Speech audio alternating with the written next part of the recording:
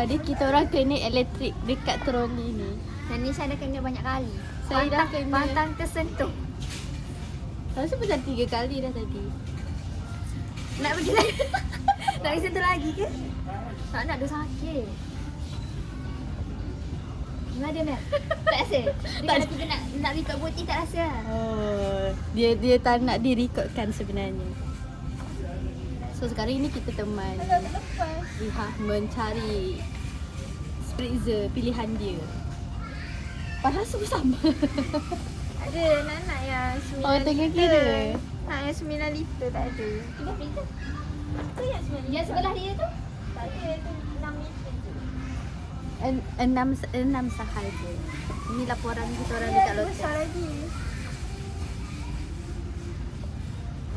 Ni kalau boleh angkat sebelah kanan tu 6 liter je dah. Bulatnya. Cakap saya ke? Saya. Saya tak cakap awak, saya cakap saya. Sebab saya tengok muka saya je dalam tu. Muka awak tu lantak awak.